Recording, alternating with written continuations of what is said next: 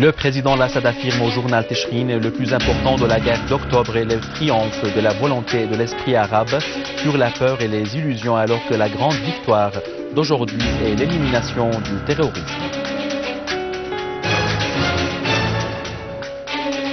La correspondante de la chaîne bulgare TV7 souligne que ce qui se passe en Syrie a entraîné les enfants par les bandes armées terroristes, violé les femmes et coupé les têtes des civils.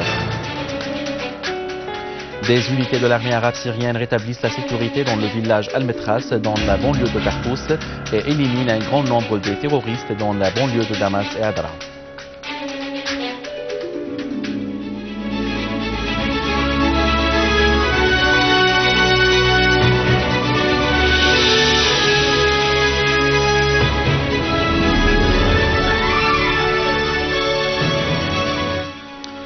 Mesdames et messieurs, bon après-midi et bienvenue à notre journal.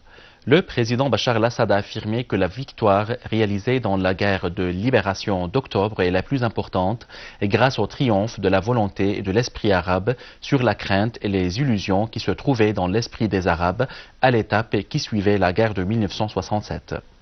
Dans une interview au quotidien Tishrin à l'occasion du 40e anniversaire de la guerre d'octobre, le président Bachar al-Assad a précisé que c'est le peuple syrien qui a fait la guerre de Tishrin grâce à sa résistance, affirmant que la plus grande victoire qui pourrait être réalisée aujourd'hui est d'éliminer le terrorisme et la pensée wahhabite.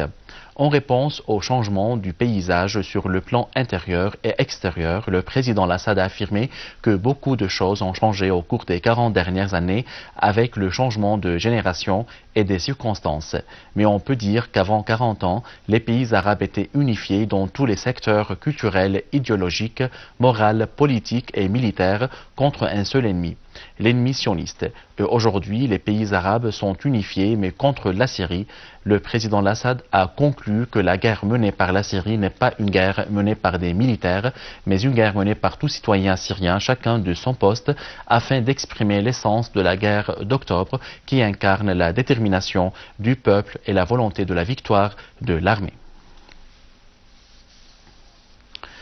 Le président égyptien par intérim, Adli Mansour a affirmé que la victoire réalisée grâce à la guerre de libération d'octobre a été et restera une victoire qui reflète la grandeur de l'Égypte et toute la nation arabe. Le président Mansour a ajouté que cette victoire a été réalisée quand la direction politique de l'Égypte a planifié pour l'avenir de la nation et préparé toutes les nécessités scientifiques et pratiques de cette guerre.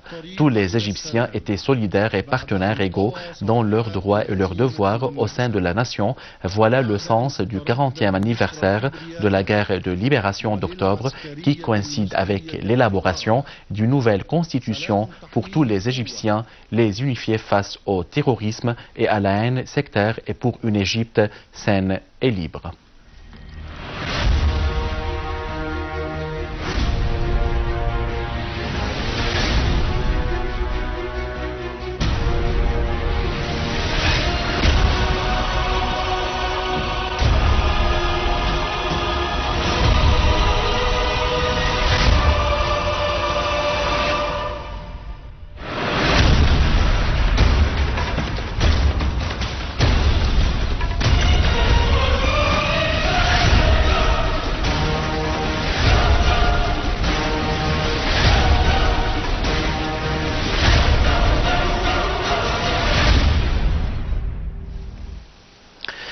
Des unités de l'armée arabe syrienne ont poursuivi les opérations antiterroristes à Homs, tuant 5 de leurs chefs. Une source officielle au sein des forces armées a déclaré que l'armée a neutralisé un groupe terroriste dans la ville de Rastan, au gouvernorat de Homs, tuant 5 de ses chefs terroristes et faisant de nombreux blessés parmi leurs rangs. En outre, les forces de l'armée arabe syrienne ont détruit un repère de terroristes à Hosh at-Talib, près de la ville de Rastan.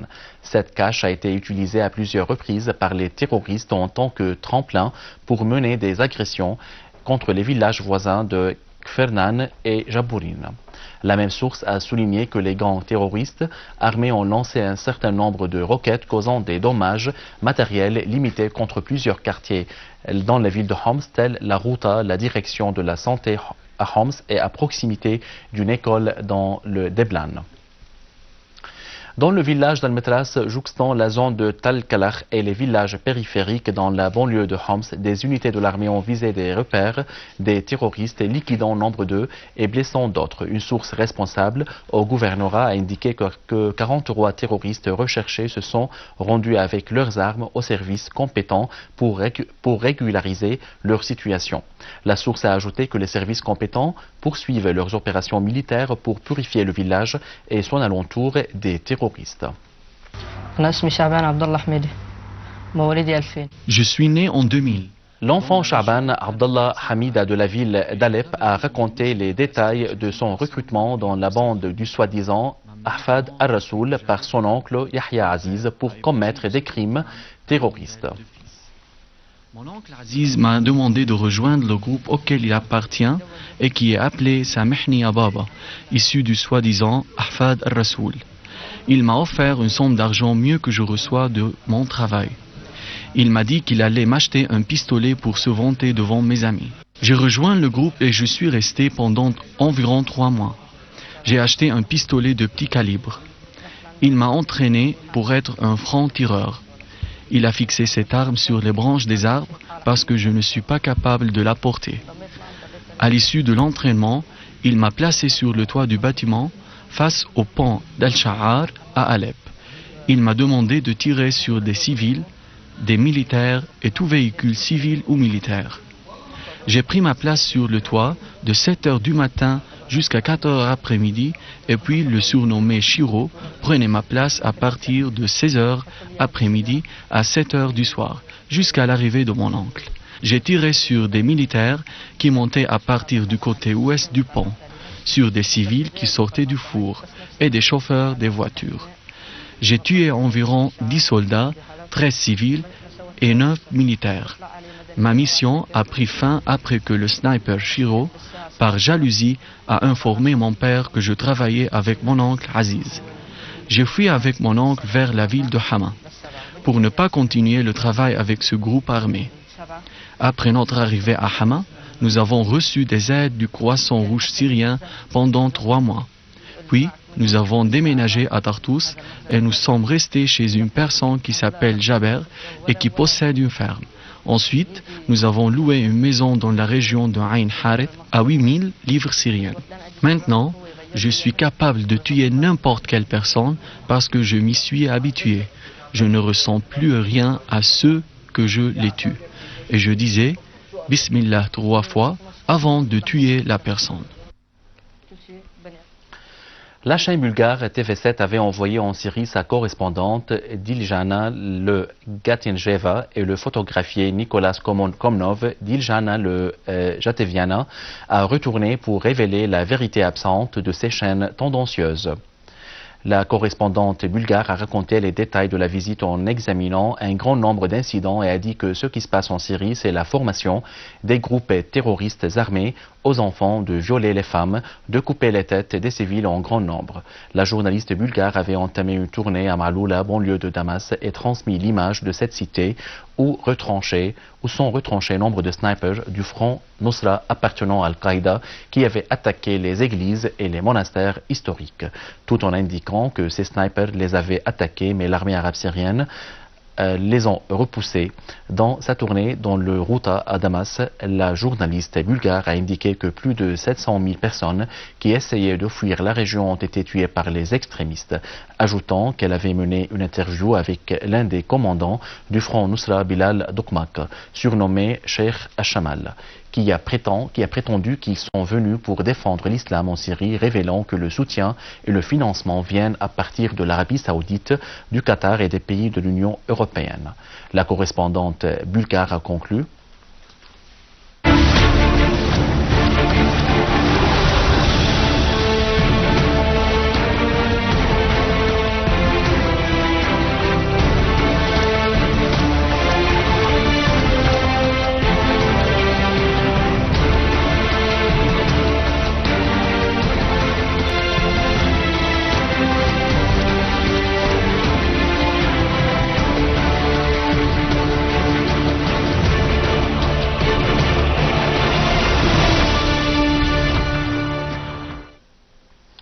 Lors d'une rencontre avec une délégation de jeunes représentants, le club de la jeunesse syrienne à Alep, Halaqi a déclaré que la jeunesse syrienne consciente et les intellectuels engagés dans les questions de leur patrie sont le pilier de la nation et l'axe du processus de construction de la Syrie moderne.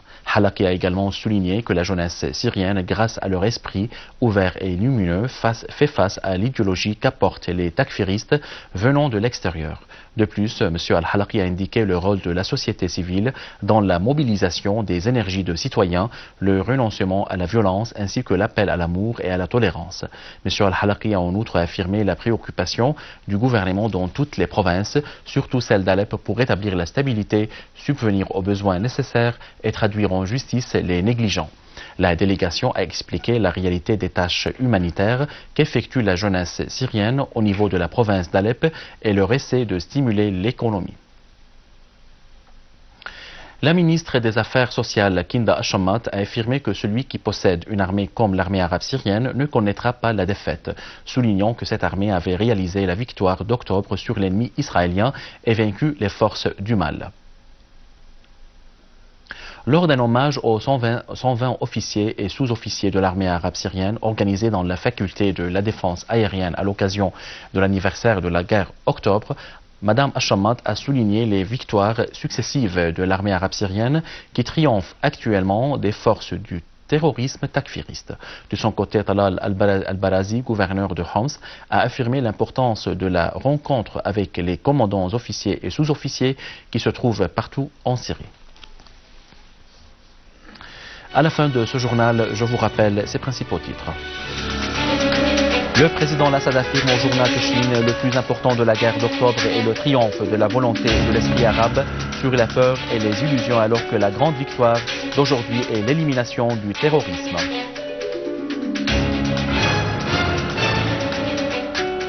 La correspondante de la chaîne bulgare TV7 souligne que ce qui se passe en Syrie, entraîner les enfants par les bandes armées terroristes, violer les femmes et couper les têtes des civils. Des unités de l'armée arabe syrienne rétablissent la sécurité dans le village Al-Metras, dans la banlieue de Tartous, et éliminent un grand nombre de terroristes dans la banlieue de Damas et Adana. Mesdames et messieurs, c'était notre journal d'aujourd'hui. Merci de l'avoir suivi et au revoir.